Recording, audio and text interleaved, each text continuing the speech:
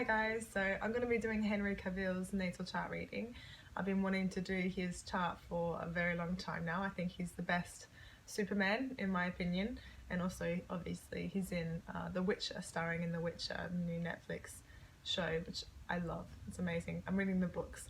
I thought I'd start off with a little bit of transit reading a little bit, just to see where he's at the moment, something different. So at the moment he has got Saturn squaring Pluto. So for everyone, Saturn was conjunct Pluto in Capricorn around mid-January. So this theme of letting go or reforming old structures and beliefs within ourselves and the collective psyche as well is also a strong transition that's happening within him as well. His Pluto is in his natal 8th house ruled by Scorpio and Pluto anyway. And sort of big important situations regarding Pluto and his desires and buried unconscious issues and also wealth come to the surface.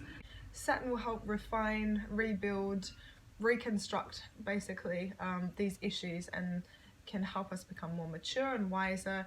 This is what Saturn does, but it's not without its tough tests and limitations and going through this first.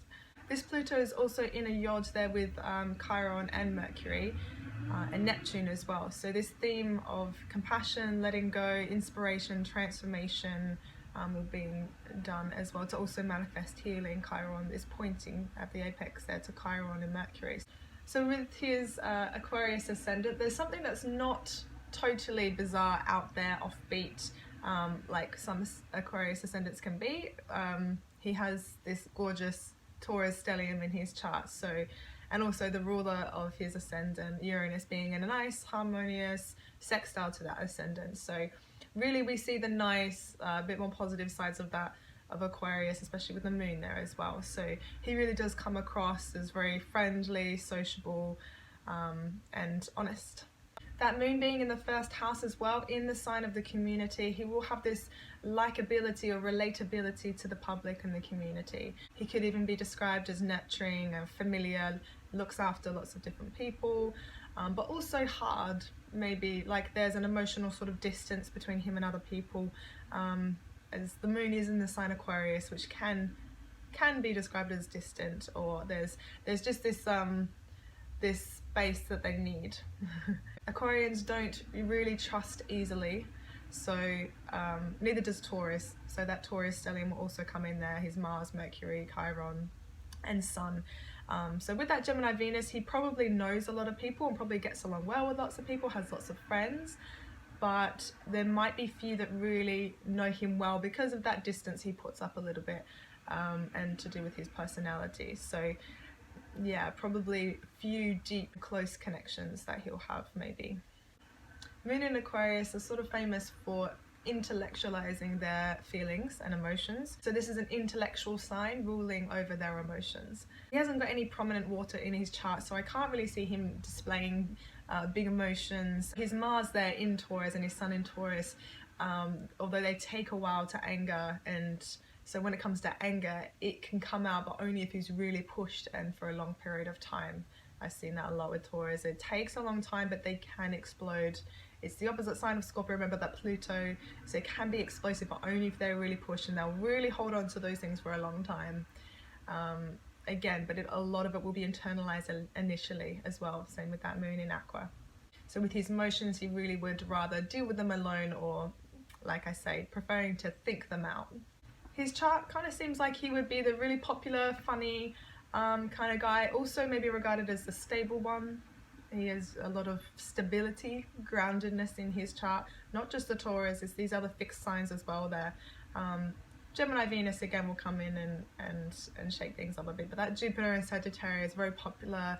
There is a nice trine from his moon to Venus, so that will soften him up a little bit emotionally. He'll be able to really relate to women actually a bit there, and also take a bit of that coldness out of that moon in Aquarius. So Uranus on his MC, ruling his career and what he'll be known for. Uranus, or the Aquarius archetype, is sort of known for being the apathetic outcast. It's funny that his two most famous roles that he has played, The Witcher and Superman, that these characters are both Uranian themed. So they're both loners, they're both doing good for humanity, and are odd or individualistic in some way. In an interview for The Witch, I think Henry sort of described he wanted to make the character come across as very cold and direct and straightforward, again, which is very Uranian or Aquarius. So he does that well, obviously, with that Aquarius rising, so he really does fit the bill. So he has a Taurus stellium. The stellium is 3 or more planets in the same sign or house. Sometimes people have, well, 6 planets in the same sign in a house. I've seen that before. So it means there's a lot of focus on that archetype, and usually we try and encourage to balance it out with the opposite archetype. So in his case, Scorpio, to find that balance, but to also understand that archetype more. So you understand the archetype more when you understand the shadow of that archetype more, if that makes sense. So Taurus can be steady, sensual, indulgent, materialistic. There's a natural ability to know how to appreciate life. Positive Taurus expression would be they know their value. They don't need to hold on to have enough. They always have enough, and they enjoy the simple pleasures of life. Being still and grounded and understanding the value of moving forward in a slow and graceful way. So they take their time and smell the roses along the way. Afflicted Taurus, however, don't know how to let go so well. So this is where obsession can come in. This is the shadow, the darker side. So we're going to Scorpio, Pluto territory a little bit more. So where they're striving for more. And this is where greed comes in. The negative form of Taurus is also greed and hedonism. So I don't know Henry that well, but he has some good as well as some lessons here with that Taurus energy. So he may have a bit of a mixture of both.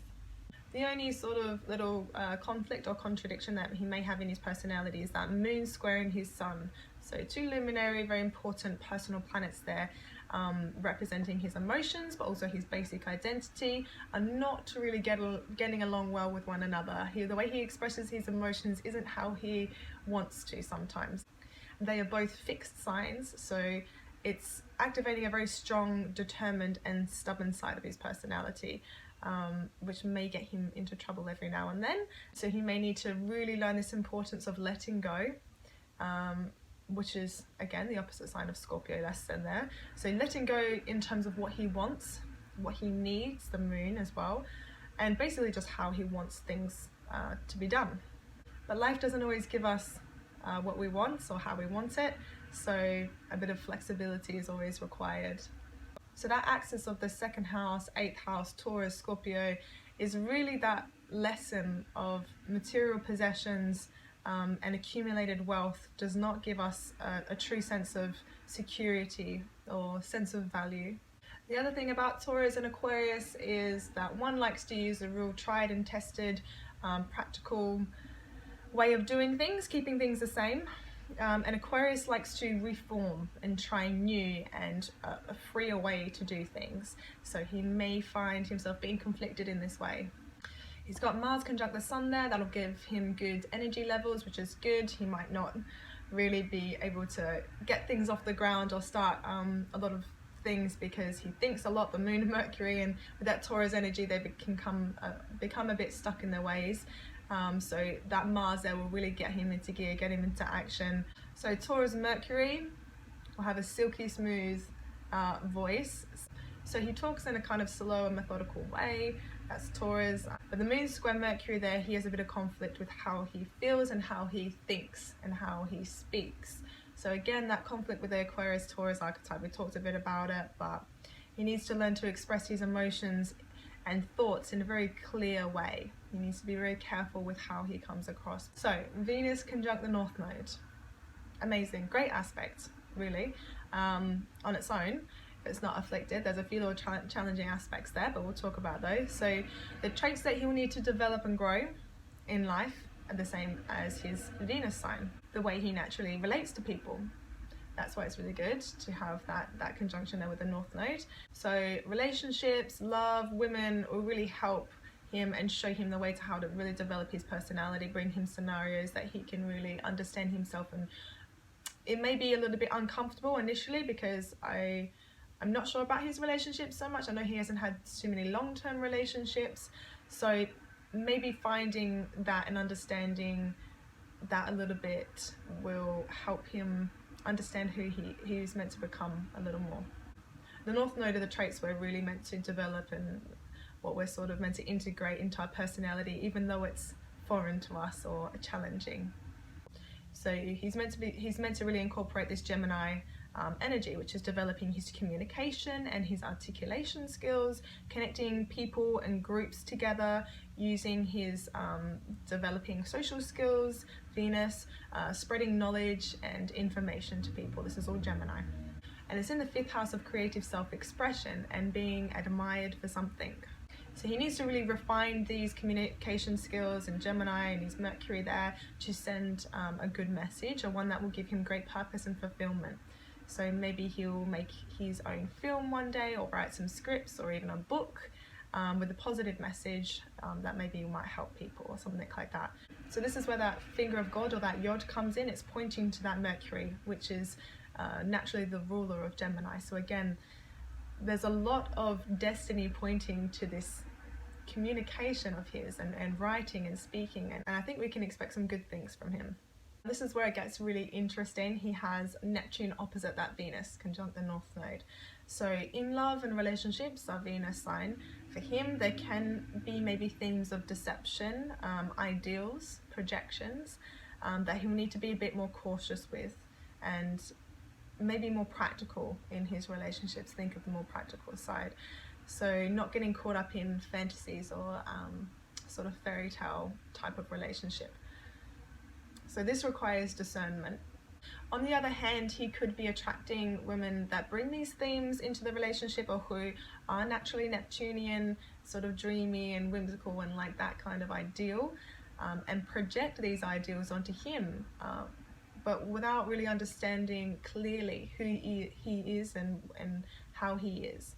This is a sort of foggy veil that Neptune can cast. It can be very dreamy and idealistic and romantic, but it can also be just not truly, we can't really truly see who that person is. So it really requires, like I say, that discernment and trying to ask the right questions and be in that frame of mind of trying to understand. Because behind that, he has a personality that could be quite closed off deep down emotionally. Taurus and Aquarius can be like a brick wall almost. If you really need time to get to know them, and they can put up these barriers a little bit where they're just stubborn and hard to get to know emotionally. So this is what's behind that veil of illusion with Neptune, that when he gets into relationships. And yeah, so whether that's the women that he's with that are projecting that onto him, or he does this in relationships. And you will see that because the ruler of his 7th house is his Taurus sun anyway, so squaring the moon. So that theme, I think, is very likely to play out. I think that Venus opposite Neptune can really make people put him on a pedestal. And part of him does like to be admired, especially in his relationships there, Leo on the descendant. And in relationships he may crave that a little bit, but he also likes to be different and not like everybody else. So his Aquarius moon, again, is squaring the ruler of his 7th house. So there's definitely both that axis of Leo and Aquarius playing out in his relationships. A challenging one slightly with that square. So wanting to be admired and known and seen, but also being distant and taking time to break down some walls. He has that lovely trine from Venus to Pluto, actually, so he really has that ability to love deeply and passionately, and all or nothing kinds of, that positive side of Pluto that's really determined and focused and loyal to that one person. He may sort of require quite a strong commitment from his relationships, and it's also that Pluto conjunct Saturn there of responsibility and longevity. So it's really about finding that person he can spend a lifetime with, and maybe he hasn't had so many long-term relationships because that's quite hard to find, especially with that projection being put on you, and Gemini Venus, everybody's your friend, so but on a surface level. I hope you enjoyed the reading. Thank you very much. I'll see you soon.